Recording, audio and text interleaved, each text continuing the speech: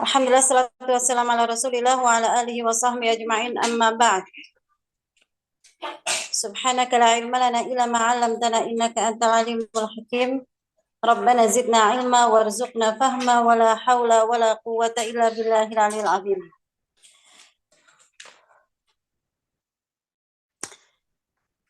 Alhamdulillah,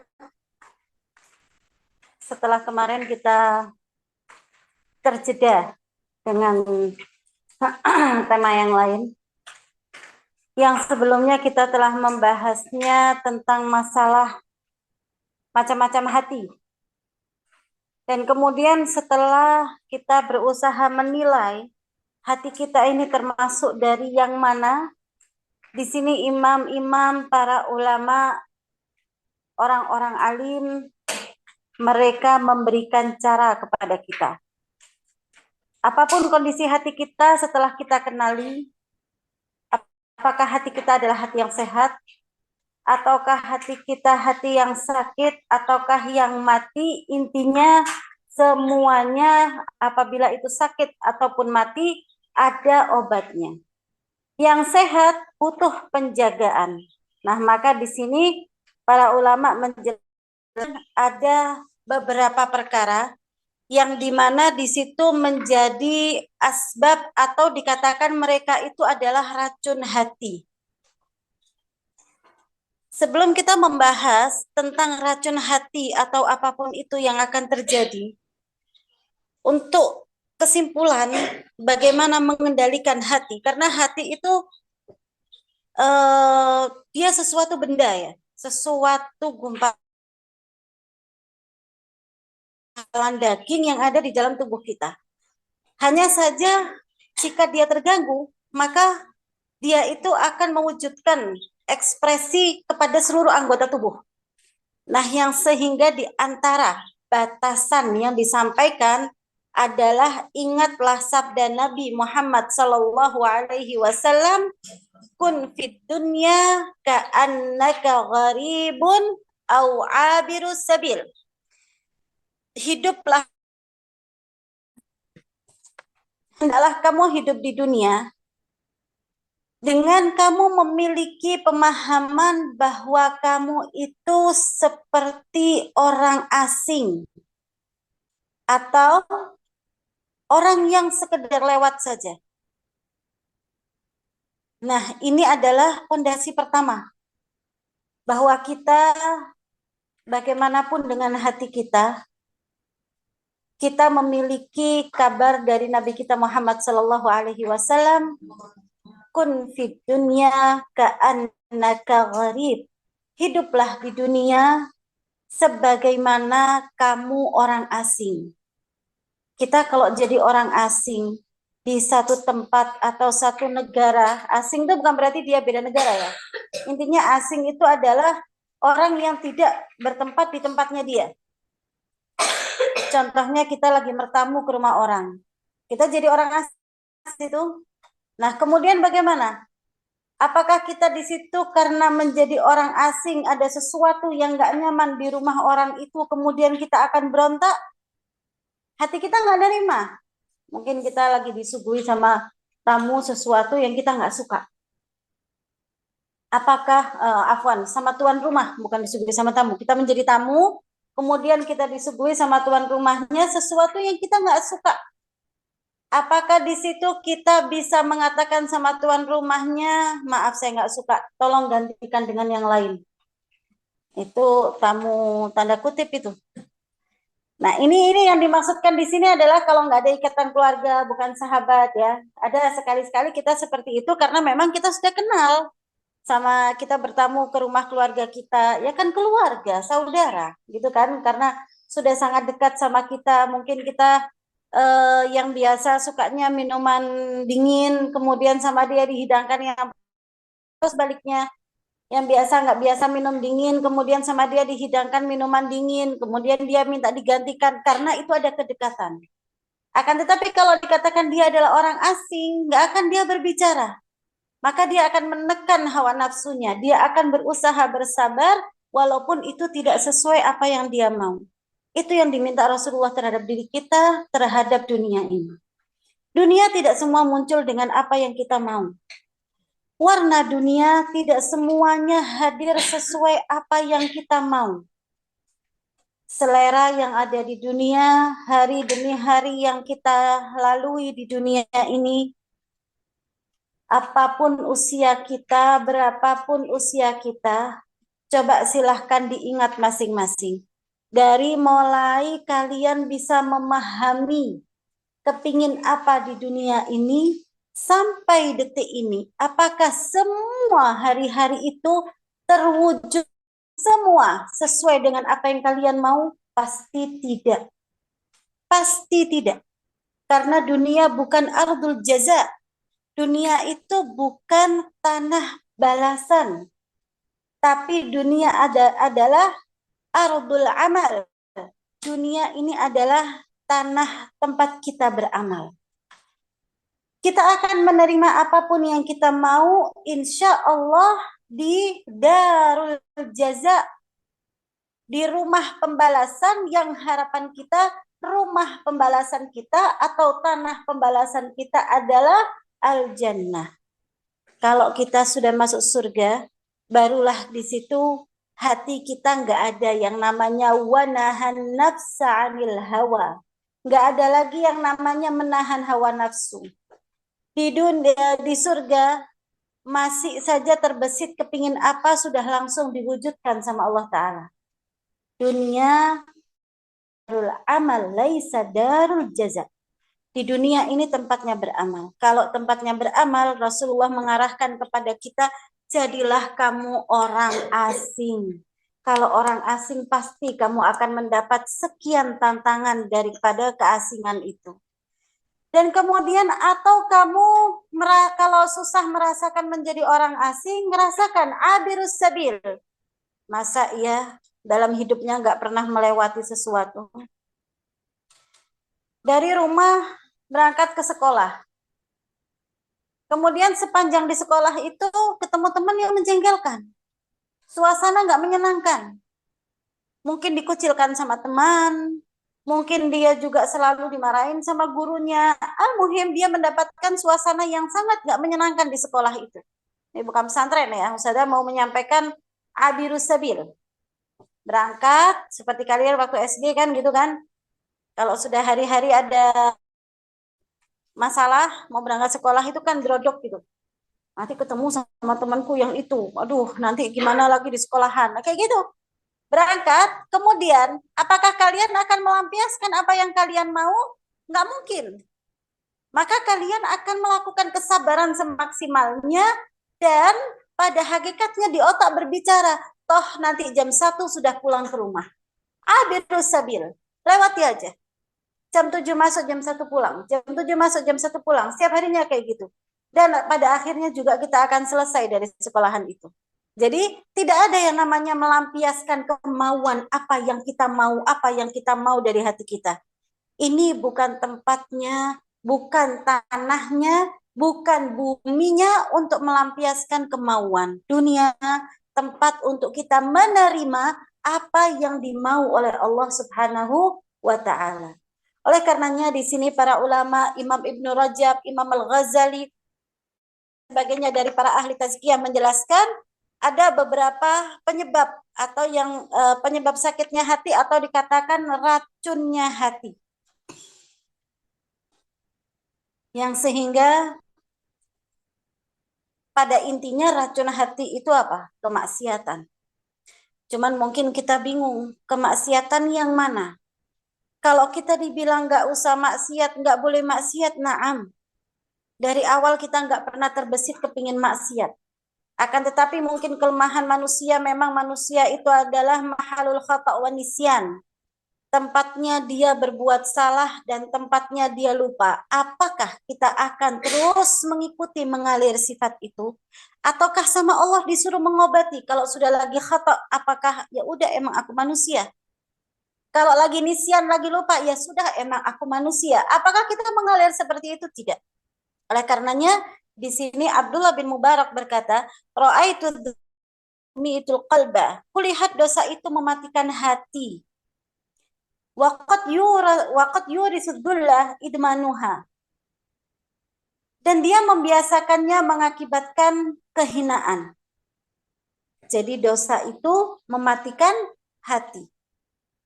Ra'aitu dzunuba tumitu qalba. Ra'aitu dzunuba tumitul qalba. Aku melihat dosa itu mematikan hati.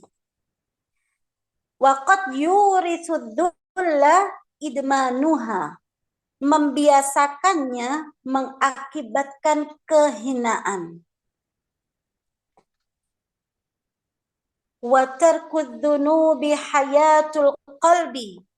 Meninggalkannya adalah kehidupan bagi hati. Wa tarkud dzunubi hayatul qalbi. Meninggalkannya adalah kehidupan bagi hati. Wa khairun linafsika isyanuha. Selalu menjauhinya adalah yang terbaik bagi Anda. Wa khairun linafsika isyanuha. Selalu menjauhinya adalah yang terbaik bagi Anda. Perhatikan perkataan seorang yang alim, seorang yang memang berusaha mencari yang namanya tazkiyatun nafs. Bukan orang yang selalu mencari dunia, hawa nafsu, apa yang dia mau harus dituruti, tidak. Seorang yang fokus dengan darul jaza, bukan darul amal saja. Kemudian di sini beliau mengatakan, aku melihat yang mematikan hati itu apa? Dosa. Salah lagi, dosa lagi, salah lagi, dosa lagi. Makanya kalau kita lihat ada wanita-wanita, mudah-mudahan Allah memberikan hidayah kepada mereka. Sebagian mereka itu nggak mau pakai jilbab. Dan ketika kita dakwahi, kenapa kamu nggak pakai jilbab dan lain sebagainya, apa jawaban yang lagi tren? Yang penting hatinya yang dijilbabi. Percuma ngapain jilbaban tapi kalau hatinya kotor, kata mereka yang mudahan dapat hidayah dari Allah. Percuma ngapain pakai jilbab tapi kalau suka ganggu suami orang. Ngapain, ini di depan orang lain ya. Nih Ustazah kasih kalian wacana nih, di luar tuh kabarnya kayak gitu. Nanti ada lagi yang lebih keren lagi, pakai jilbab tapi dia nggak puasa. Pakai jilbab tapi dia nggak sholat. Pakai jilbab tapi dia durhaka sama orang tuanya. Pakai jilbab tapi dia tidak paham tentang bagaimana kehormatan dalam hidup ini. Yang sehingga mereka-mereka yang belum mendapatkan hidayah dari Allah mengatakan apa? Percuma pakai jilbab kalau ternyata dia menjadi anak yang ahli maksiat. Percuma pakai jilbab kalau ternyata hatinya dia kotor, hatinya nggak dijilbabi. Dia suka ganggu tetangganya. Dia suka berkata yang kotor, dia suka hasad sama orang lain, dia suka ngiri, dia suka fitnah, macam-macam perkara penyakit hati diungkapkan. Perkara penyakit hati ada hisab tersendiri.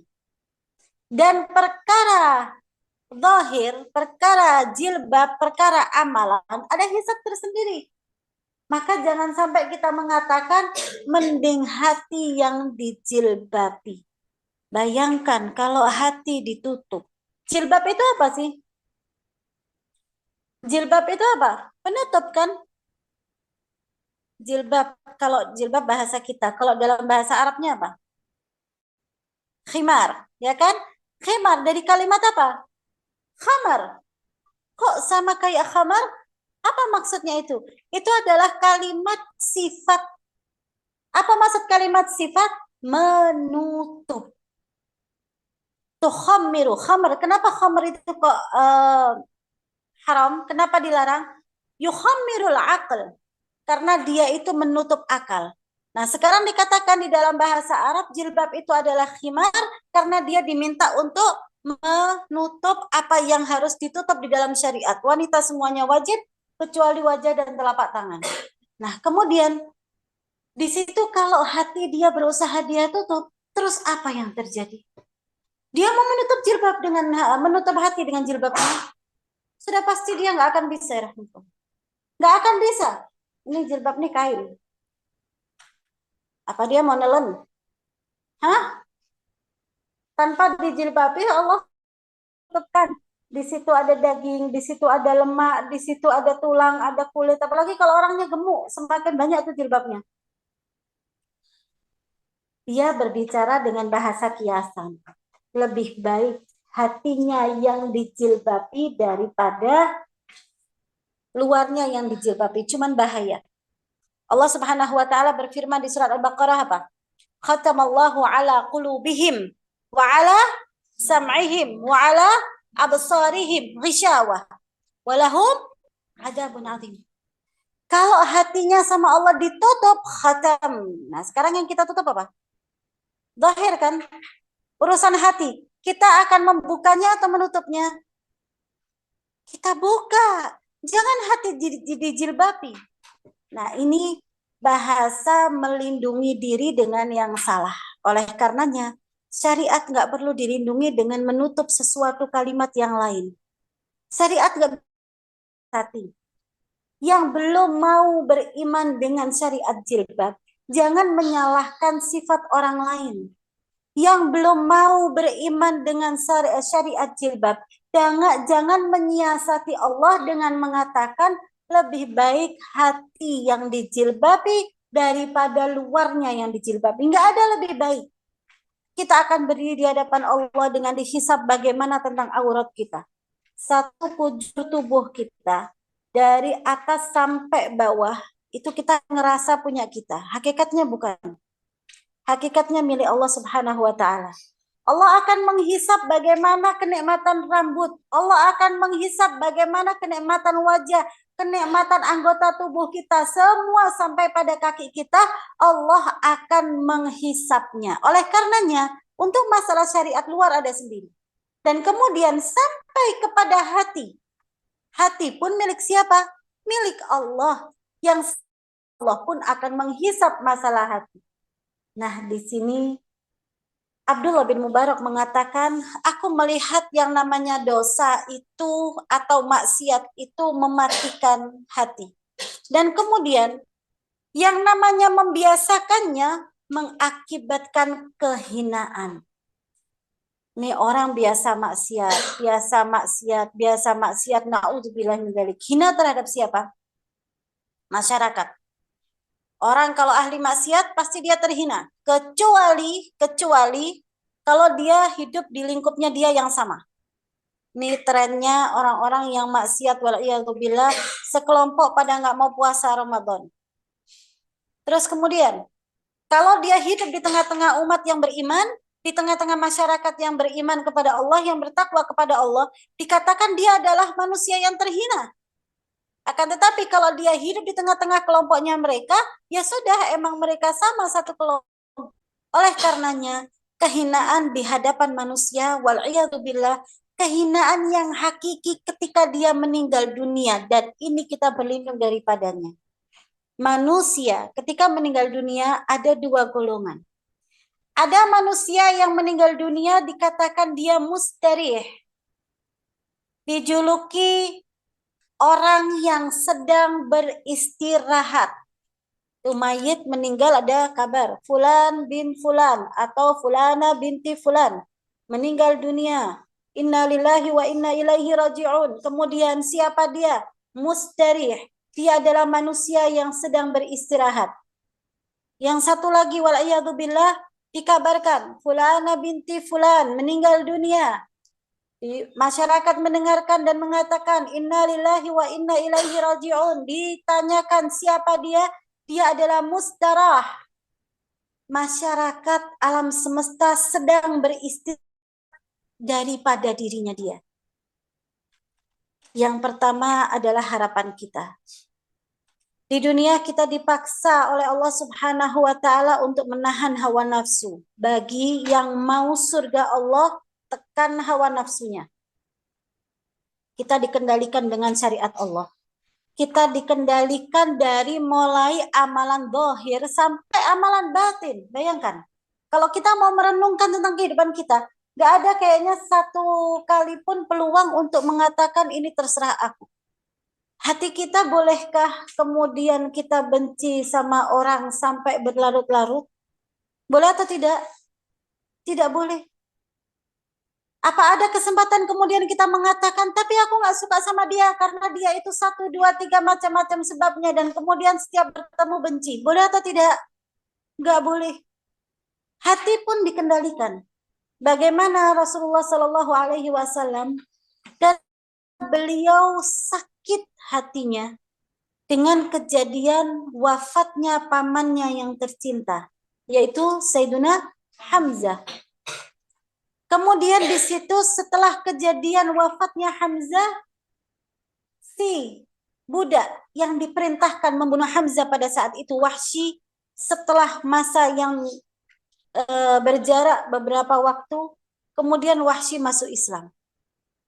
Ketika semuanya pada berbaiat kepada Rasulullah, dan kemudian Wahsy ingin menyatakan keislamannya di hadapan Rasulullah, Rasulullah menerimanya. Dan kemudian, apakah ketika Wahsy muncul di hadapan Rasulullah, Rasulullah menerimanya? Tidak.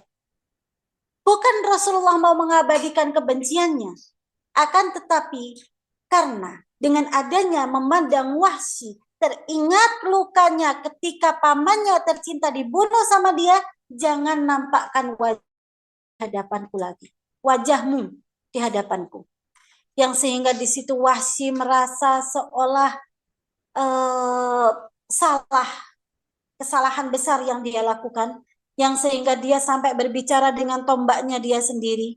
Gara-gara kamu, wahai tombak, dari tombak ini kamu telah membunuh orang yang paling mulia di kalangan umat Islam pada saat itu. Dan kemudian dia berjanji. Kenapa Wahsy mengatakan orang yang paling mulia? Dikarenakan setelah Wahsy membunuh, kemudian Wahsy ngerasa udah GR gitu kan, pada saat dia belum masuk Islam. Wahsy ngerasa udah GR menjadi pahlawan, penolongnya kufar Quraisy pada saat itu. Kemudian akhirnya Wahsy berusaha bermasyarakat dengan mereka. Ternyata apa jawaban mereka? Hai kamu mantan budak, walaupun kamu sudah bebas, yang kamu bunuh sama yang dibunuh, itu lebih mulia yang kamu bunuh. Jadi kamu sekarang walaupun udah bebas nggak mulia. Dari segi nasab, Hamzah yang lebih mulia daripada kamu. Jadi nggak ada tempat untukmu. Mulai Wahsy semakin benci dengan kekafiran. Kok tidak ada keadilan? Aku sudah berjuang untuk mereka.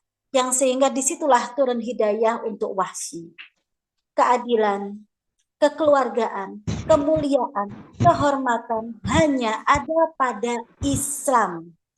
Karakter kehormatan hanya ada pada Islam. Yang sehingga Wahsy memandang kepada teman atau sahabatnya yang satu lagi, Bilal bin Rabah. Bilal bin Rabah di dalam masyarakat Islam tidak dibedakan. Bilal bin Rabah dimuliakan sampai menjadi muadzinnya Rasulullah Sallallahu Alaihi Wasallam dengan posisi sahabat. Bilal bin Rabah tidak dibedakan karena dia Habasyi, karena dia turunan budak dan lain sebagainya. Di situ hidayah Wahsy masuk, yang Wahsy berusaha mengenal Islam dan akhirnya Wahsy masuk Islam. Setelah Wahsy masuk Islam, Wahsy menghadap kepada Rasulullah. Rasulullah pasti menerima syahadatnya, akan tetapi dengan wajahmu, aku ingat kembali bagaimana luka pada saat itu. Apa yang kita ambil hikmah di sini? Sakit hati nggak boleh diabadikan. Nggak mampu melihat seseorang yang selalu menyakiti, mengganggu hati kita, singkirkan dalam kehidupan kita. Kalau bisa kita yang menyingkirkan, singkirkan. Kalau nggak bisa kita yang menyingkirkan, kita yang menghindar daripada dia. Akan tetapi, terus bermuamalah, melihat seseorang dengan orang ini menyakitkan, jangan. Kapan kematian akan menjemput kita, kita nggak tahu. Jangan sampai waktu kita meninggal dunia dijemput sama Allah Subhanahu wa Ta'ala dalam keadaan hati kita jengkel sama orang yang kita tidak sukai.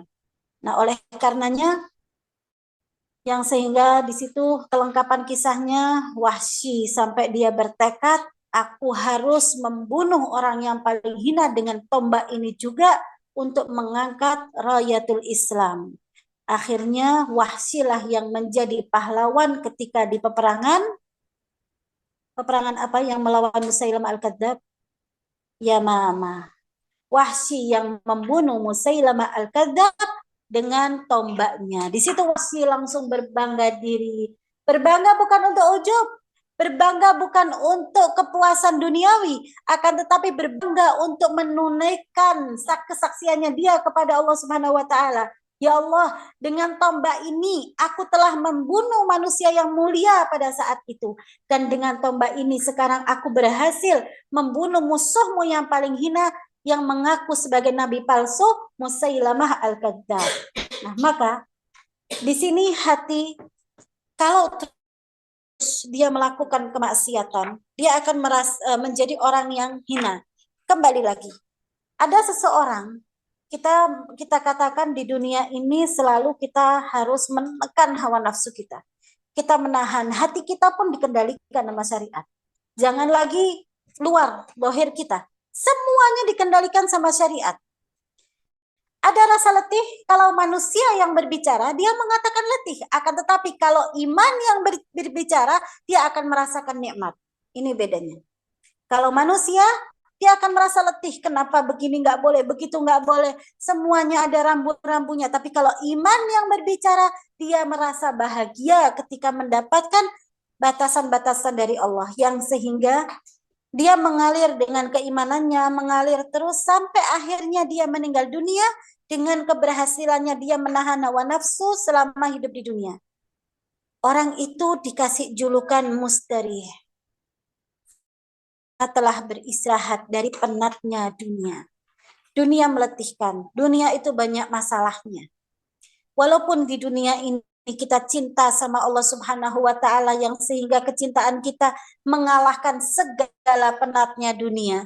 Tetapi ketika ditanyakan, apakah dunia ini nyaman semuanya? Enggak. Dunia itu apakah semua hadir sesuai yang kita mau? Tidak. Dunia, kamu hidup di dunia pernah diuji? Banyak. Kepingin selesai dari ujian? Iya. Bagaimana caranya? Sabar. Sabar. Dan kemudian ketika meninggal dunia berhasil memegang kesabaran sampai dia meninggal dunia, saatnya dia beristirahat. Siapa yang menjuluki dia mustarih? Alam semesta, bukan lisan manusia. Manusia, kita kalau berjalan, kita melewati, di situ ada pohon, di situ ada daun, di situ ada tanah, di situ ada kerikil. Apapun yang kita lewati dalam makhluk Allah yang hidup, yang mereka selalu bertasbih kepada Allah Subhanahu wa taala. Satu pohon ada berapa daun yang kita nggak mampu menghitungnya. Tanah yang kita lewati, bumi Allah, berapa butiran pasir yang kita nggak mampu menghitungnya. Semua itu hidup hakikatnya dan mereka itu bertasbih kepada Allah. Mereka menjadi saksi tentang diri kita. Sehingga ketika dikabarkan Fulana binti Fulan meninggal dunia dan dia adalah orang yang beriman, maka mereka mengatakan mustarih, dia sedang beristirahat. Selesai, aku yang jadi saksi bagaimana kesabaran dia kemarin.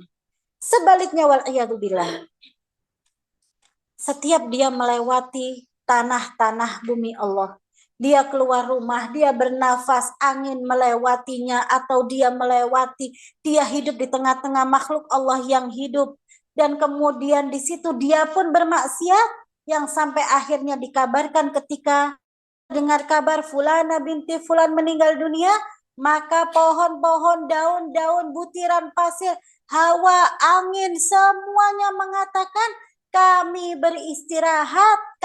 beristirahat atas penatnya kami memandang kemaksiatan dia. Na'udzubillah min dzalik. Maka makhluk-makhluk itu mengatakan alhamdulillah, kita nggak diganggu lagi sama orang itu. Setiap maksiat lewat depanku. Setiap ngomongin orang, angin-angin jadi saksi. Setiap dia hatinya kotor, kita yang jadi saksi. Capek, kita yang jadi saksi atas kemaksiatannya.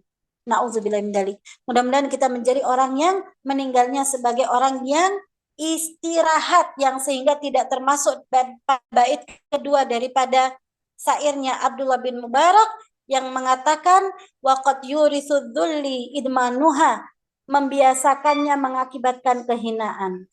Dan kemudian beliau mengatakan dzunubi hayatul qalbi, meninggalkannya adalah kehidupan bagi hati. Nah, nggak ada jalan lain. Jangan dibiasakan dengan maksiat. tinggalkan. Dengan adanya kita meninggalkan maksiat, maka insya Allah hati kita akan hidup. Wa khairun li nafsika isyanuha, selalu menjauhinya adalah yang terbaik bagi Anda. Betul, kita pasti akan masuk lagi, salah lagi, maksiat lagi. Tapi ketika sadar, kita menghindar, itulah ciri-ciri calon penghuni surga. Bukankah Allah Subhanahu wa taala berfirman di surat apa itu? Al-Imran ya. Wasari'u ila maghfiratin min rabbikum wa jannatin 'arduha as-samawati wal ard u'iddat lil muttaqin. Terus apa lanjutan ayatnya? Alladzina yunfiquna fis sarra'i wad dharra'i wal kadhimina al ghaidha wal 'afina 'anil nas wallahu yuhibbul muhsinin. Kemudian walladzina idza fa'alu fahishatan. Nah, ini Allah menjelaskan di ayat itu ciri-ciri calon-calon penghuni surga. Walladzina idza fa'alu fahishatan, dan jika orang-orang itu melakukan perbuatan yang keji, au zalamu anfusahum, atau bahkan dia itu sampai mendolimi dirinya dia sendiri, maksiat, melakukan perbuatan keji. Kalau sudah keji itu levelnya tinggi. Zina, judi, khamar, menipu, mencuri, itu termasuk daripada keji. Atau dia mendolimi dirinya sendiri. Mendolimi diri sendiri dengan cara apa? Tidak mau taat sama syariat Allah. Nggak mau mengikuti syariat Allah. Sudah tahu Ramadan nggak puasa. Sudah tahu Allah memerintahkan untuk kita sholat, ternyata dia malas nggak mau sholat. Sudah tahu diperintahkan untuk memakai jilbab, dia nggak mau memakai jilbab. Sudah tahu Allah menurunkan Al-Quran yang mana kalau kita baca akan mendatangkan syafaat untuk diri kita di hari kiamat, ternyata dia nggak mau baca. Siapa yang berbuat dolim di sini? Dirinya sendiri. Siapa terhadap dirinya sendiri. Kemudian, apa kata Allah lanjutannya? Apa? Fastaghfaru lidunubihim. Kemudian ketika ada yang datang dikasih peringatan, kamu jangan kayak gitu, dinasehati sama temennya. Yang kamu lakukan itu salah. Kamu jangan keras kepala. Yang kamu lakukan itu salah. Kalau wal'iyadzubillah dia dijauhkan daripada ciri-ciri calon penghuni surga, dia akan mengatakan biarin. Terserah aku. Ini hatiku. Ini perasaanku. Ini amalanku. Itu dijauhkan dari ciri-ciri penghuni surga. Tapi kalau memang dia adalah calon penghuni surga, maka ketika ada yang mengarahkan kepada dirinya, ada yang menasehatkan kepada dirinya, langsung Allah mengabadikan ayatnya apa? Walam yusirru ala ma fa'alu wa hum ya'lamun. Dan dia nggak akan kembali terhadap apa yang sudah dia lakukan setelah dia mengetahuinya. Dari siapa dia tahu? Dari teman. Itu pentingnya punya teman soleh. Sahib. Teman itu narik. Pasti. Anda nggak terpengaruh kok Ustazah. Walaupun teman Anda buruk. Teman Anda itu hatinya kotor. Tapi Anda cuma memandang. Tapi Anda nggak terpengaruh. Jangan. Kalimat-kalimatmu, kata-kata yang keluar dari mulutmu bukan wahyu. Akan tetapi yang keluar dari lisannya Rasulullah adalah wahyu. Rasulullah sudah bersabda kepada kita semuanya, almar'u ala dini khalilih. Seseorang itu akan dinilai dari agama temannya. Falyanzur ahadakum man yukhalil. Maka silahkan dilihat di antara kalian siapa sahabatnya dia.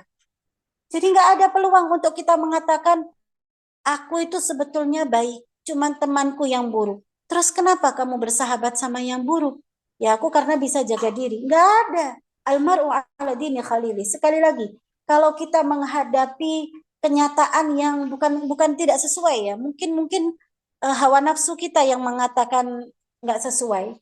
Dalam arti begini, iya sih emang hadisnya kayak gitu, tapi ketika aku rasakan enggak juga. Hati-hati. Itu hawa nafsu setan yang sedang menutup akal pikiran kita. Hati-hati. Pokoknya kalau menghadapi seperti itu langsung ingat. Yang kita pikirkan adalah dari hawa nafsu kita dan kita bukan siapa-siapa. Yang kita simpulkan, apa yang kita keluarkan, kita fatwakan dari lisan kita adalah dari pikiran hawa nafsu kita. Adapun Nabi kita Muhammad SAW tidak berbicara tidak melakukan apapun kecuali wahyu dari Allah Subhanahu wa taala. Yang sehingga kalau sudah ada kabar dari Rasul, langsung kita beringat kepada firman Allah, wa ma yantiqu 'anil hawa in huwa illa wahyu yuha. Tidaklah Rasulullah itu berbicara dengan hawa nafsunya, melainkan Rasulullah berbicara karena wahyu yang sedang diwahyukan kepadanya sallallahu alaihi wasallam. Racun-racun hati yang disimpulkan oleh beberapa ulama tazkiyah. Yang pertama, dan ini wanita yang banyak mengalaminya, adalah banyak bicara. Nah, ini kenyataan sekali. Yang sampai Rasulullah Shallallahu Alaihi Wasallam bersabda, la yastaqimu imanu abdin hatta yastaqima qalbuhu. Keimanan seorang hamba tidak akan lurus sebelum lurus hatinya. La yastaqimu qalbuhu hatta yastaqimu lisanuhu. Dan hatinya tidak akan lurus sebelum lurus lisannya. Nah, ini perhatikan. Rasulullah Shallallahu Alaihi Wasallam menjadikan hati sebagai syarat lurusnya iman. Ini poin penting untuk kita semua yang masih bisa mengendalikan hati. Sampai kapan kita bisa mengendalikan hati kita? Sampai kapan? Ada batasannya? Selama usia nempel sama jasad, selama kesadaran nempel sama jasad, selama itulah kita bisa terus mengendalikan hati kita, tapi kendali hati itu tetap disandarkan kepada Allah Ta'ala. Di sini Rasulullah menjelaskan, keimanan seorang tidak akan lurus selama atau sebelum lurus hatinya. Dan hatinya tidak akan lurus sebelum lurus lisannya. Hati dan lisan itu seperti tali pendek yang sangat berhubungan. Tali pendek yang sangat berhubungan, yang sehingga jika tali yang depan bermasalah, maka tali yang belakang juga bermasalah. Tali yang depan adalah lisan, tali yang di belakang atau tali yang di dalam adalah hati. Jika tali yang di depan kita dapati orang itu lisannya bermasalah, dia tidak berbicara kecuali pembicaraannya itu adalah pembicaraan yang tidak bermanfaat, dia berbicara kecuali pembicaraan itu yang dikatakan oleh Rasulullah Shallallahu Alaihi Wasallam bahwa kita min husni islami mar'i tarkuhu ma la ya'ni. Rasulullah mengabarkan kepada kita, sebaik-baik karakter orang Islam, dia meninggalkan apa yang nggak penting bagi dirinya dia. Yang sehingga kita lihat, ini orang kalau ngomong terus saja sesuatu yang nggak penting bagi dirinya, nggak penting bagi diriku, nggak penting bagi siapapun. Terus apa yang diomongin kok nggak penting? Yang nggak ada yang penting memang yang diomongkan. Sehingga apa itu? Kemaksiatan. Membicarakan perihal orang lain. Yang sehingga hati dia baik? Tidak. Sekali lagi, jangan mengatakan memang lisan dia itu kalau ngomong jelek, tapi Masya Allah hati dia bersih. Kita bicara kayak gitu itu dari mana? Kita bisa ngomong kayak gitu itu dari mana? Masih kita katakan ya kayak gitu, aku tahu. Dia itu gak suka marah sama orang. Tapi kalau ngomong, Masya Allah. Entah ucapannya apa itu, Masya Allah, atau Subhanallah, atau Innalillah, atau La Hawla wa La Quwata Illa Billah. Gak ada majelis kecuali menceritakan kejelekan orang lain seolah dirinya itu adalah sesuatu yang paling mulia. Setiap ada majelis, itu fulana ya, bodohnya 1, 2, 3. Itu dia kenapa 1, 2, 3. Banyak kritikan tentang orang lain. Gak pernah mengkritik diri sendiri. Mengkritik diri sendiri kapan? Entah kalau dia ingat. Kemudian kita mengatakan, tapi sebetulnya hati dia baik. Sekali lagi, hati dan lisan adalah satu ikatan yang sangat pendek, yang sehingga kalau hati dia buruk, tali yang dalam buruk, maka lisan akan mengeluarkan sinyal yang buruk. Sinyal hati akan muncul dari lisan. Begitu juga sebaliknya. Kita mendapati lisan seseorang itu buruk, hati-hati. Sinyal hatinya itu sebenarnya buruk, hanya saja jangan-jangan kamu sama-sama buruk sama dia yang sehingga kamu nggak kenal bahwa itu keburukan. Itu yang kita bahaya. Oleh karenanya banyak bicara. Itu sesuatu racun yang akan mengotori hati kita wala'iyadzubillah. Yang sehingga di sini dijelaskan dalam sebuah hadis yang panjang ya, itu insya Allah Sa'ad bin Mu'adz yang kemudian beliau bertanya kepada Rasulullah SAW, apakah amal yang bisa memasukkan aku ke surga dan menjauhkan ke neraka? Dan kemudian di situ Rasulullah menjelaskan, di situ ada sholat, puasa, haji, zakat, jihad fisabilillah, qiyamul lail, sedekah, banyak sekali amalan. Yang sehingga kemudian sahabat tersebut kayak bengong, ya Allah, untuk masuk surga aku harus melalui itu semua, bahkan di situ ada jihad fisabilillah. Kemudian Rasulullah mengabarkan kepada sahabat tersebut, apa kamu mau aku beri kabar satu amalan yang akan menguasai semua amalan itu semua? Iya ya Rasulullah. Kemudian Rasulullah memegang lisannya atau menunjukkan kepada lisannya, kuf alaika hada, tahanlah terhadapmu lisanmu. Kemudian sahabat itu bertanya, ya Rasulullah, apakah kita akan dihukum hanya gara-gara lisan kita? Mungkin salah ngomong atau bagaimana? Dari terkejutnya Rasulullah melihat masa sahabat nggak paham segitunya, sampai Rasulullah mengungkapkan satu kalimat, sakilatka ummuk ya Mu'ad.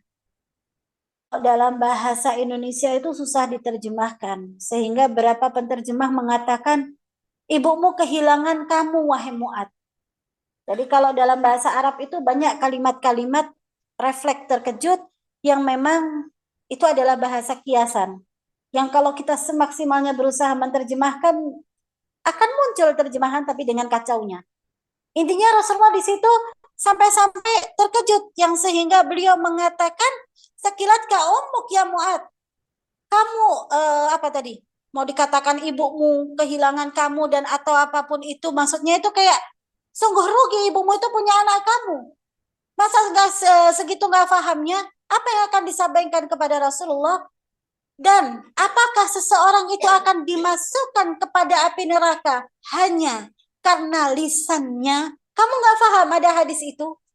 Yang sehingga terwujudlah kisah tentang Sayyidah Aisyah ketika cemburu.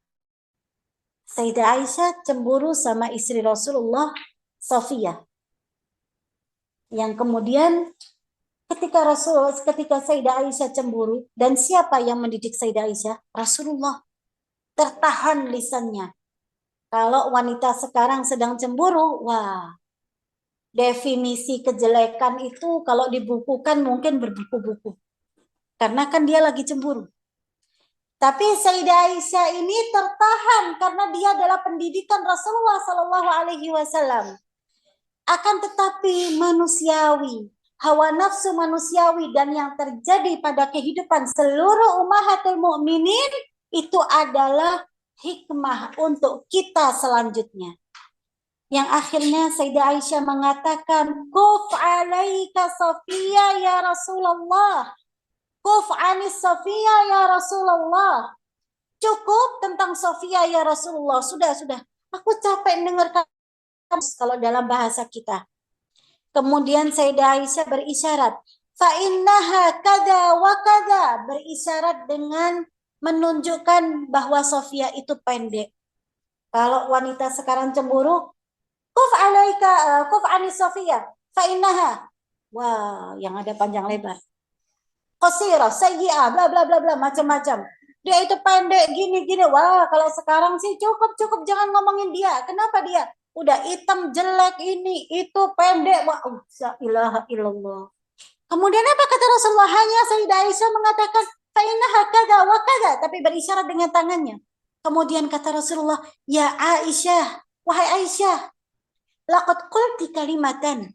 Kamu telah mengungkapkan satu kalimat. Rasulullah nggak mengatakan dengan jamak. Kalimatan.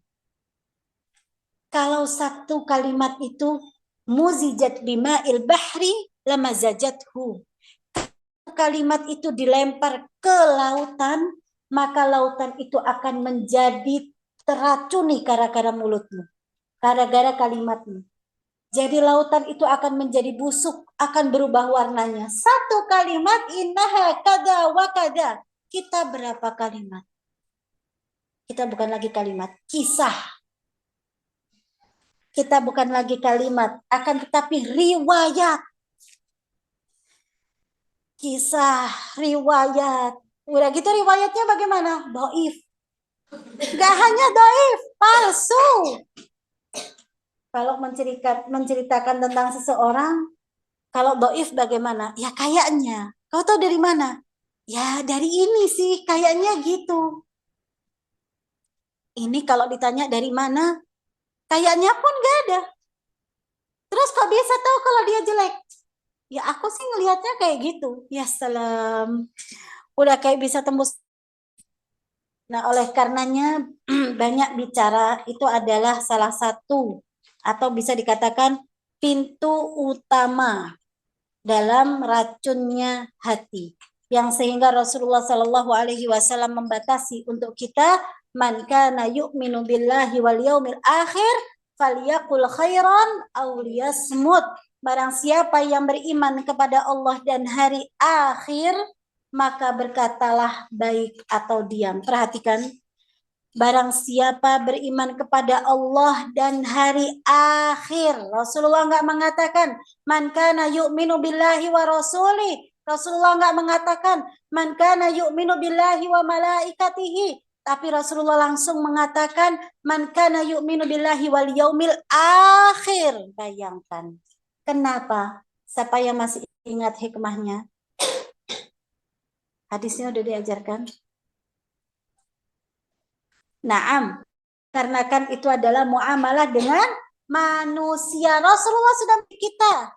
Itu kalau dalam kelengkapan hadisnya, man kana yu'minu billahi wal yawmil akhir falyukrim falyaqul khairan aw liyasmut falyukrim dhaifahu falyukrim jarahu. Sudah cepatkan karena waktu. Intinya semuanya manusia. Berbicara kepada manusia itu adalah muamalah dengan manusia, dan kemudian memuliakan tamu adalah muamalah dengan manusia. Dan memuliakan tetangga adalah urusan hubungan dengan manusia. Semuanya sama Rasulullah dibatasi. Beriman kepada Allah saat ini di dunia dan nanti di akhirat. Ada hari akhir. Kenapa? Kita nggak akan berhenti pertemuan kita di sini.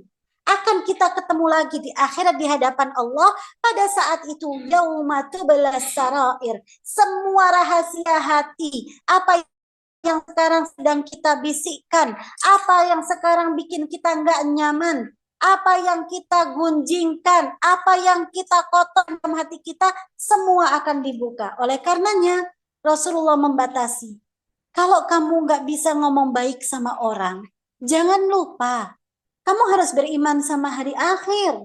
Kamu bakal ketemu sama dia yang kamu sakiti itu. Kamu bakal ketemu sama dia yang kamu pasang di status itu. Kalau orang luar tuh. Sekarang kan kayak gitu, gabut status. Nanti nyindir temennya di status. Dibilang apa temennya? Entah apa itu. GJ. Yang salah yang status atau yang baca status? Sebetulnya yang salah utama itu yang baca. Yang baca. Ngapain dibaca? Kenapa? Karena Rasulullah kan sudah membatasi unsur akhaka zaliman aw madluman. Selamatkan saudaramu yang zalim atau yang sedang terzalimi. Kata sahabat, kalau orang yang terzalimi kita selamatkan ya Rasulullah, kita bantu dia untuk bangkit daripada sesuatu yang menimpa pada dirinya. Tapi kalau Gimana cara nolongnya? Hentikan kezalimannya. Sudah tahu punya teman ahli status dengan sindiran, dengan macam-macam. Hentikan kezalimannya. Kunci statusnya. Ini waliyadzubillah, jangan diblokir ya. Saya nggak suka. Blokir itu sudah sesuatu yang sangat parah. Karena blokir itu adalah menghijrahkan. Itu masuk dalam la tahjur akhaka fauqa thalath. Jangan menghijrahkan saudaramu lebih daripada 3 hari. Kita sudah tahu kita nggak akan berkomunikasi kecuali komunikasi zaman sekarang lewat WA, gitu kan? Oleh karenanya jangan diputus komunikasi, hati-hati. Nah, ya udah, tapi dia suka nyindir, jangan dibuka bagian status. Itu caranya kita untuk menghentikan kezalimannya dia. Yang sehingga lama-lama dia capek. Aku status gak pernah dibuka. Ya emang, aku lagi menolong sifat dolimmu. Supaya kamu gak abadi menjadi orang dolim. Seperti itu caranya. Dan kemudian berapa orang yang tersakiti yang sampai kisahnya kita semua sudah paham daripada hadisul muflis tentang seseorang yang rugi di hadapan Allah Subhanahu wa taala, menghadap kepada Allah dengan membawa gunung amalan yang ternyata setelah hadir sudah kepedean mau masuk surga. Fulanah satu datang, ya Allah, dulu aku sakit hati, kehormatanku dicoreng sama dia, aku diomongin yang enggak-enggak. Akhirnya dibilang, apa benar? Pada hari itu hari kejujuran, nggak ada lagi hawa nafsu. Hawa nafsu mati ngikut sama dunia, hancur meledak sudah. Akhirnya dia mengatakan, iya, ambil pahalanya. Satu lagi maju, ya Allah, dulu aku tersinggung, ya Allah, karena 1, 2, 3. Satu lagi, satu lagi. Begitu seterusnya, satu-satu nuntut, sampai ternyata habis amalannya dia. Terus yang barisan orang sakit hati tadi masih banyak gara-gara lisan dia. Akhirnya Allah Maha Adil mengambil semua pahala satu persatu yang tadi segunung, berikan kepada orang-orang yang menuntut. Intinya ternyata hadir ke hadapan Allah dengan membawa apa? Membawa segunung maksiat lisan. Berapa manusia yang tersakiti hatinya karena lisan dia. Oleh karenanya dikatakan dia adalah orang muflis yang hakiki, yaitu orang yang rugi dengan kerugian yang hakiki. Dia harus memasuki neraka Allah dulu, yang kemudian menanti syafaat dari Rasulullah Sallallahu Alaihi Wasallam untuk bisa memasuki surganya Allah. Dan kemudian penyakit hati atau racun yang berikutnya adalah, ini godaan kita juga, banyak makan. Banyak makan di sini yang dimaksudkan bagaimana? Sesuai dengan sabda Rasulullah Sallallahu Alaihi Wasallam yang artinya, tidak ada bejana yang diisi oleh anak Adam yang lebih buruk daripada perutnya. Rasulullah mengatakan, tidak ada bejana atau tidak ada wadah yang diisi oleh anak Adam, yaitu oleh manusia, yang lebih buruk daripada perutnya. Cukuplah bagi anak Adam beberapa suap untuk menegakkan tulang punggungnya. Itu aslinya. Cukuplah makan beberapa suap untuk dia bisa menegakkan tulang punggungnya, dalam arti apa? Bisa bangkit untuk beribadah. Tapi jika tidak bisa, beberapa suap langsung darah rendah, sempoyongan, geliangan. Kenapa kok geliangan? Makannya cuma beberapa suap, Ustazah. Nggak sampai 1 piring. Anak biasanya bukan beberapa suap, bersuap-suap. Jadi sekarang mau ngikut hadis Rasulullah, hadisnya jangan dipotong. Lanjutkan hadisnya. Kata Rasulullah, jika tidak bisa, maka 1/3 dari perutnya hendaknya diisi untuk makanannya. Jadi kalau nggak bisa makan beberapa suap, ya udah silahkan kamu mengisi 1 piring kah? Intinya, tahu dari mana? 1/3 perut diisi dengan makanan. 1/3-nya lagi untuk minuman. 1/3-nya lagi untuk nafas. Jadi gimana cara ngukurnya? Kalau kita makan, kemudian di situ kita ngerasa kenyangnya, itu kita sampai sesak napas kita, itu kita lagi ngambil porsi yang lain. Kita makan sampai akhirnya kita nggak mampu minum, kita lagi ngambil porsi yang lain. Itu. Jadi cara mengukur jangan disamain ya piring-piringnya masing-masing. Kan perutnya beda-beda. Rongga makannya beda-beda. Rongga minumnya beda. Rongga nafasnya beda-beda. Jadi jangan banding-bandingkan. ini aku makannya segini. Dijajarin sama piring temennya. Astagfirullah, kamu makan sebakul. Ya Allah, astagfirullah, senampan dihabiskan sendiri. Ternyata yang tadi makan cuma sepiring kecil atau nasinya cuma sedikit. Waktu sholat, ya Allah, gelegean dari awal sampai akhir. Sholat tarawih 23 rakaat. Ini ngapain nih orang? Lagi perang di dalam itu. Antara rongga angin, rongga air, dan rongga makanan itu sama dia ditabrak-tabrak nggak karuan. Nah, jangan hati-hati. Jadi intinya apa yang ingin Ustazah sampaikan, jangan mengukur orang lain dengan dirimu. Biarkan dia mengukur sendiri-sendiri. Setiap orang punya ukuran sendiri-sendiri. Yang penting ukur diri kita sendiri. Bahwa perut kita memiliki sepertiga porsi untuk makanan, sepertiga porsi untuk minuman. Apakah kalau kita sudah makan sampai diri kita nggak mampu dimasuki minuman? Nah, di situ silakan diukur. Berarti porsi makanan terlalu banyak. Apakah kalau kita makan kemudian sampai minuman nggak bisa masuk, kemudian bahkan napas kita pun nggak bisa plong? Nah, itu kamu sudah ngambil porsi yang ya, seperti itu. Jadi, kenapa seperti itu? Karena ini adalah hikmah di antara hikmahnya puasa. Puasa itu utama larangannya adalah dilarang makan minum dan dilarang bersyahwat. Karena dua ini adalah tempat puncaknya maksiat. Dengan adanya rongga makan minum sedang dikosongkan, sedang dilemahkan. Di situ dia juga lemah yang namanya rongga hawa nafsu. Di situ dia juga lemah yang namanya rongga syahwat untuk bermaksiat. Yang sehingga dekatnya dengan Allah lebih dekat dan lebih dekat. Bukankah kita sudah merasakan bagaimana hari-hari kita kalau sedang puasa? Rasanya ibadah itu tanpa disuruh kayak sudah ngajak sendiri. Ya atau tidak? Kalau lagi puasa, apa kita punya kemampuan? Lagi puasa, yuk sambil nunggu buka puasa, ya udahlah kita ngapain? Ayo kita nonton film. Film apa? Bukan film ini ya, bukan film yang dibolehkan. Kembali lagi kita kasih contoh aja Korea terus. Ayo nonton Korea. Ada orang kayak gitu? Yakin dia nggak ada? Nggak ada. Nggak ada pertentangan di hatinya. Masa iya aku puasa nonton Korea? Kenapa emang? Apa Korea membatalkan puasa? Nggak membatalkan. Tapi Korea itu termasuk daripada sesuatu yang sia-sia yang sehingga batal makna puasanya. Bukan batal kemudian dia boleh makan minum.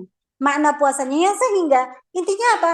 Rongga hawa nafsu sedang dilemahkan. Dengan cara dilemahkannya rongga makanan. Dan kemudian yang ketiga adalah berlebihan dalam bergaul. Jangan terlalu fokus kepingin punya teman banyak. Ini kecuali untuk kalian di pesantren karena kita dibingkai dalam satu pergaulan. Adapun orang yang di luar, ada seorang bingung dalam hidupnya ini gimana cara cari teman. Jadi sibuknya itu apa? Mau punya pergaulan yang luas. Mau punya pergaulan itu yang banyak. Jangan sibuk sama bergaul. Kenapa ulama tazkiyah membatasi seperti itu? Karena yang namanya bergaul, pasti bergaulnya dengan siapa? Manusia atau selain manusia? Manusia kan ya? Masa ia mau bergaul dengan selain manusia? Punya sahabat, siapa? Kalau manusia nggak enak Ustazah, kenapa? Manusia itu banyak rewelnya. Ya udah aku mau punya sahabat yang dia nggak bisa komplain. Siapa sahabatmu? Itu tuh yang nggak bisa bicara. Siapa sahabatmu? Yang nggak kelihatan Ustazah. Jadi siapa sahabatmu? Ada deh di khayalan. Kuntilanak ya. Terus siapa? Nah, oleh karenanya kalau kita katakan bergaul, sudah pasti yang namanya bergaul adalah dengan manusia. Sudah dikatakan tadi as-sahib sahib. Yang namanya sahabat pasti akan, kalau kamu bergaul, maka kamu harus punya keahlian. Apakah kamu bergaul dengan penjual parfum ataukah kamu sedang bergaul dengan tukang pandai besi? Kalau kamu bergaul dengan penjual parfum, hakikatnya kamu sedang bergaul dengan orang beriman. Minimal atau seharusnya kamu mendapatkan hadiah daripada parfum jualannya dia. Enggak, Ustazah, temanku jualan parfum tapi dia pelit. Dia nggak pernah ngasih aku selama dia jualan. ya sudahlah. Tapi kalau kamu datang ke situ, berarti ini apa? Kiasan untuk apa? Dia nggak pernah diam-diam nasihati walaupun dia orangnya itu alim. Ya udah, emang dia tipenya, entah dia bukan pelit ya, kalau bagi orang beriman, berarti tipenya itu nggak enak ngomong kalau nggak diminta. Ya sudah, kalau yang kedua pas kamu lagi butuh parfum, kamu minta atau kamu mau beli, pasti dia ada rasa karena dia adalah sahabat, ya udahlah tak kasih, minimal diskon. Dapatlah parfum. Kalau enggak juga, enggak usah mau beli parfum ke dia. Kenapa? Nanti kalau beli sama dia tuh enggak ada lainnya digratisi, kan sungkan. Oh, bagus, berarti pribadimu itu mulia. Atau sebaliknya, ya karena digratisi itu jangan beli ke tempat lain. Ya ayo mumpung ambil yang situ. Nah itu masalah duniawi. Akan tetapi ini adalah kiasan dari Rasulullah. Paling tidak kamu kalau ada masalah dari pergaulan tadi, dari teman, dari masalah dunia, kamu bisa meminta. Nasihatilah aku karena dia punya parfum, punya keimanan, maka dia akan memberikan nasihat. Kalau nggak enak curhat sama teman daripada dia tahu masalahku, jadi nggak enak lagi teman. Minimal kata Rasulullah, kalau kamu duduk sama dia karena dia itu tukang parfum, dia jualan parfum, kamu akan menghirup bau harumnya dari aroma tokonya dia tadi. Kamu akan dekat dengan orang beriman, aura imannya akan masuk kepada dirimu. Enak rasanya ketemu orang ini. Kenapa? Enggak tahu. Padahal dia juga nggak pernah nasihati aku. Dia nggak pernah baca mengajarkan kepadaku Al-Quran. Dia nggak pernah ngajari aku sholat. Cuman ketemu aja itu kayaknya sudah enak. Itu adalah aura keimanan. Bisa cari teman kayak gitu, siap bergaul. Tapi Rasulullah membatasi, hati-hati. Jangan sampai salah ngambil teman yang sehingga teman yang penjual atau pandai besi, tukang las kalau bahasa sekarang, itu kiasan ya, bukan sebenar-benarnya. Kalau kita datang kepada pandai besi atau tukang las, apa yang kita dapat? Hanya sekedar datang saja, pasti.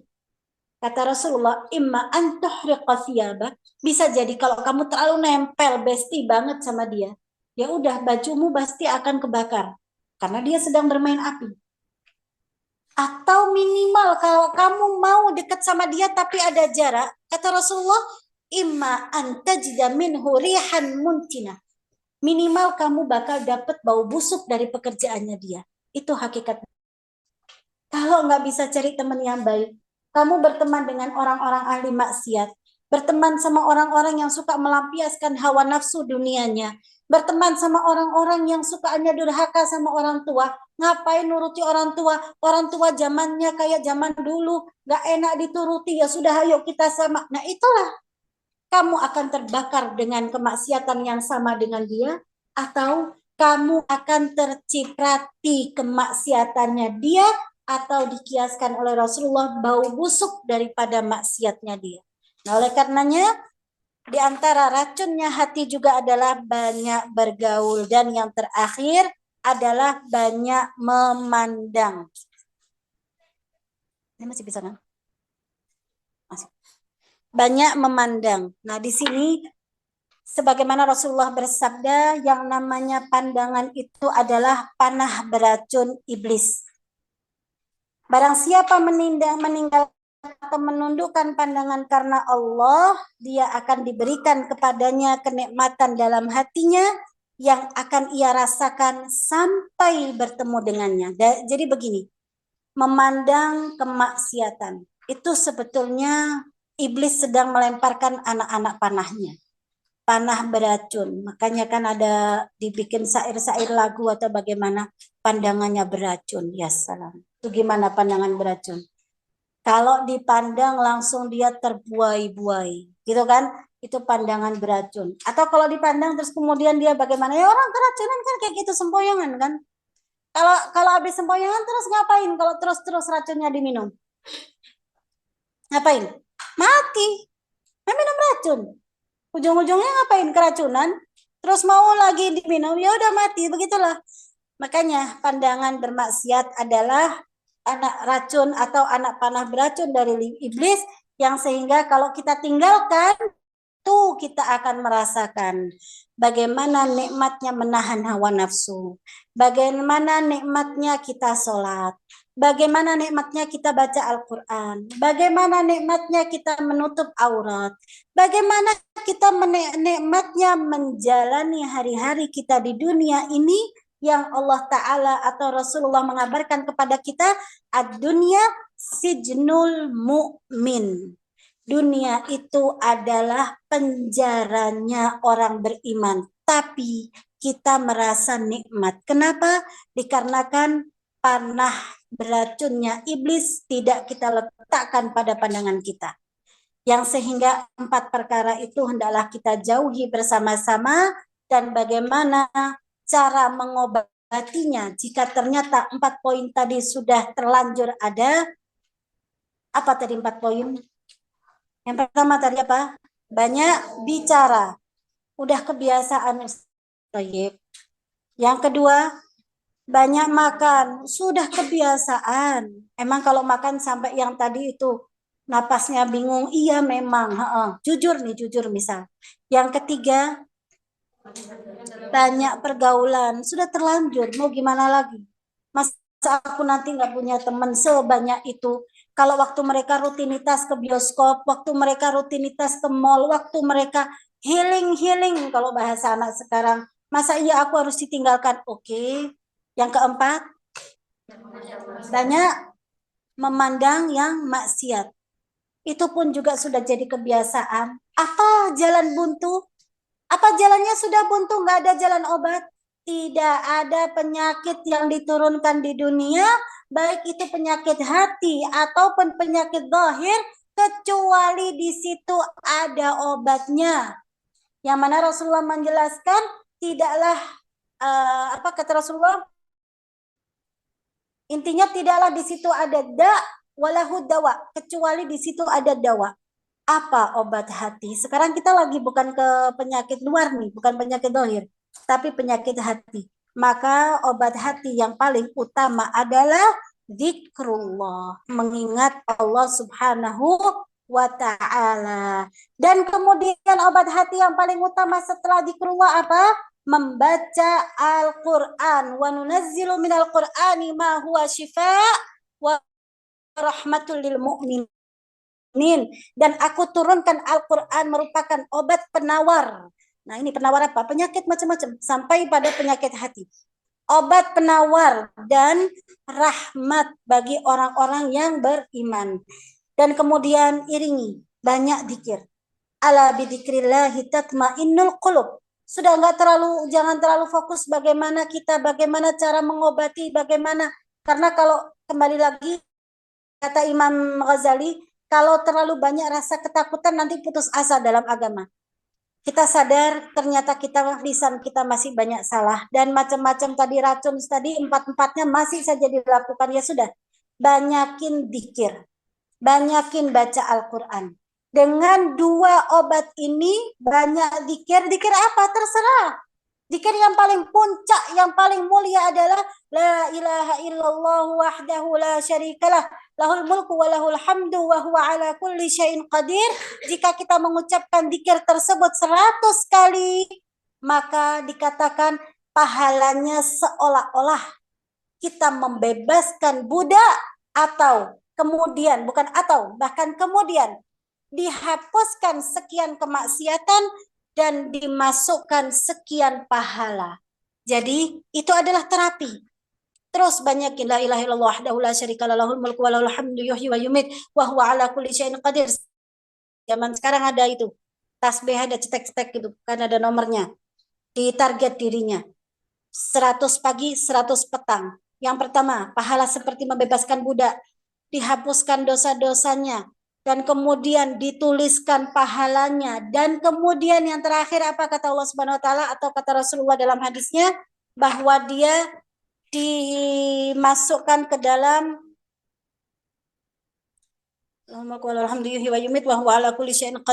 intinya kemudian dia termasuk daripada orang-orang yang tidak lalai.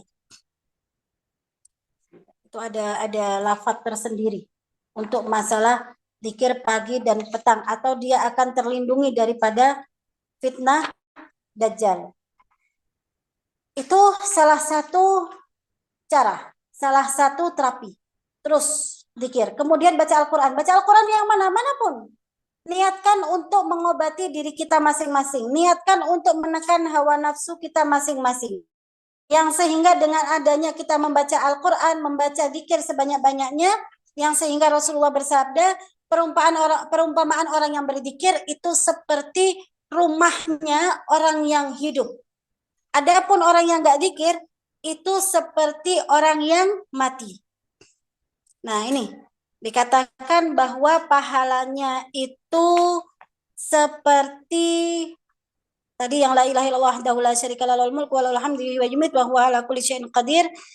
Dia akan dipahalakan seperti membebaskan budak, dituliskan baginya 100 kebaikan, dihapuskan darinya 100 kejelekan, juga dalam sehari itu dia dijaga dari setan sampai sore harinya kalau dibaca di waktu pagi, dan dijaga dari setan sampai pagi harinya kalau dibaca di waktu sore. Dan dikatakan tidak ada seorang pun yang mampu menandingi amalan tersebut daripada setan. Intinya zikir yang paling dicintai adalah la ilaha illallah. Perbanyak zikir tersebut. Kemudian apalagi? Istighfar, udah pasti. Perbanyak istighfar. Apalagi? Perbanyak solawat. Cintai Rasulullah, tarik rasa hati cinta dengan Rasulullah dengan diawali perbanyak solawat. Karena apapun itu yang banyak disebut-sebut itu otomatis akan menjadikan cinta. Banyak diucap. Awalnya nggak ada rasa. Cinta sama Rasul itu nggak gampang ya. Jangan dikatakan cinta Rasul itu gampang. Wah, aku cinta sama Rasul. Cinta sama Rasul itu keluarnya dari mana? Lisan atau hati? Keluar dari hati. Dan harus terwujud dengan apa? Dengan amalan. Oleh karenanya, cinta sama Rasul itu adalah perjuangan yang harus kita wujudkan. Maka nggak bisa sehari kita Rasul. Terapi, itu butuh terapi. Maka terapinya kapan? Apakah 1 bulan sholawatan kemudian bisa cinta sama Rasul? Belum tentu. Terus terapi. Karena cinta sama Rasul, Rasul itu adalah sesuatu cahaya. Rasul itu manusia yang maksum. Rasulullah adalah satu-satunya manusia yang akan memberikan syafaatul uzma, syafaatul am di hari kiamat. Oleh karenanya, untuk menarik hati kita cinta dengan sosok yang sangat suci tadi, apakah bisa tergabungkan dengan sosok kita yang masih banyak maksiatnya? Belum bisa. Oleh karenanya, asah terus dengan banyaknya sholawat. Banyak istighfar, banyak sholawat. Banyak istighfar, banyak sholawat. Karena kita banyak menyebut nama Rasul, lama-lama di situ kita akan cinta. Kalau sudah kita cinta sama Rasul, kalau sudah kita banyak zikir, otomatis penyakit-penyakit yang tadi mengakibatkan hati kita kotor, itu akan tergeser dengan sendirinya. Mulutnya capek dibuat baca Quran. Mulutnya capek dengan target dikirannya dia 1 hari. Yang sehingga dia nggak ada kesempatan untuk mau mengatakan apa-apa yang nggak perlu.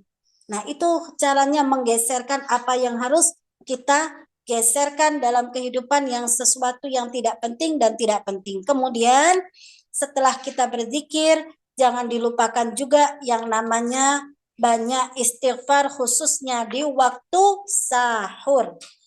Wabil asharihum yastaghfirun. Mereka orang-orang yang mau bertobat, yang mau meraih rahmat Allah dan surganya Allah, di waktu sahur mereka beristighfar. Dan yang terakhir doa, minta sama Allah, ya Allah bimbinglah hatiku, ya Allah arahkan hawa nafsuku, ya Allah, arahkan pandanganku, arahkan lisanku, arahkan lindungilah pandanganku, lindungilah apapun yang ada di anggota tubuhku. Jangan sampai mereka mengalami hisab yang sulit di hadapanmu, ya Allah. Minta sama Allah. Karena doa itu adalah adab tinggi. Bahkan dikatakan sampai adab tertinggi penghambaan kepada Rabb-nya adalah dengan berdoa.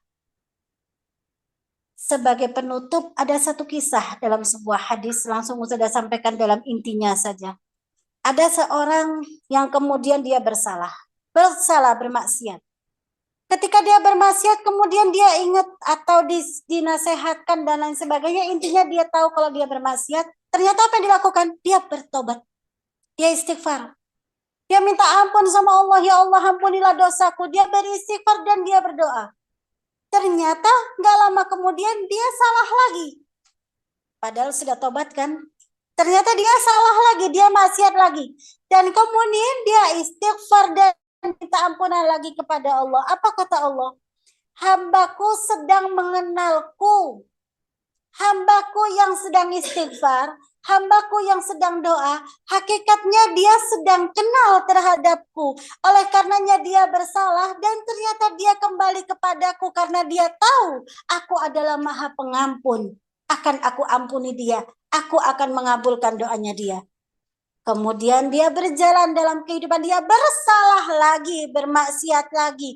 Kemudian dia bertobat lagi. Seperti itu juga Rasulullah mengabarkan kepada kita. Allah mengatakan, hambaku sedang mengenalku. Hambaku sedang meminta ampunan kepadaku. Dia sedang duduk menangis. Dia kenal, dia punya Tuhan Maha Pengampun. Dia punya Rabb yang akan mengabulkan doa-doanya dia. Adab tinggi. Bersalah mau ngaku, bersalah mau tobat, adab yang sangat tinggi kepada Allah, yang sehingga di ujung hadisnya kabarkan bahwa seperti itulah Allah akan melakukan selamanya. Gak ada dosa yang gak diampuni kecuali syirik kepada Allah dan Rasulnya. Nah, maka hati kita di genggaman Allah Subhanahu wa Ta'ala. Kita tetap meminta, ya muqallibal qulub tsabbit qalbi ala dinik. Wahai yang membolak-balikkan hati, tetapkan hatiku pada agamamu. Wa ya musarrifal qulub, tsabbit qulubi, sarrif qalbi ila ta'atik. Dan wahai yang mengarahkan arahnya hati, arahkan hatiku kepada ketakwaan kepadamu. Di sini kita meminta dengan doa, itu adalah adab, dan kita menghindarkan diri kita semaksimalnya dengan terapi yang disampaikan oleh ulama tazkiyah. Banyakin zikir, banyakin istighfar, banyakin muji Allah, banyakin baca Al-Quran, yang sehingga insya Allah otomatis hati kita akan dengan hikmah daripada amalan-amalan tersebut. Mudah-mudahan kita semua dibangkitkan oleh Allah Subhanahu wa Ta'ala dengan hati yang bersih. Khususnya sekarang ini sudah di pertengahan Ramadan, maka kita meminta dengan lebih khusyuk lagi daripada hari-hari sebelumnya. Separuh yang kemarin, mudah-mudahan Allah mengampuni sekian lalainya kita. Separuh kemarin, mudah-mudahan Allah tidak menghisap sekian lalainya kita. Akan tetapi kita meminta kepada Allah, mudah-mudahan amalan separuh kita kemarin Allah menerimanya, amalan kita walaupun sangat pendek sekali. Wallahu ta'ala alam wa sallallahu wa sallam ala sayyidina Muhammad wa ala alihi wa sahbihi ajma'in. Subhanakallahumma wa bihamdik asyhadu an la ilaha illa anta astaghfiruka wa atubu ilaik. Assalamualaikum warahmatullahi wabarakatuh.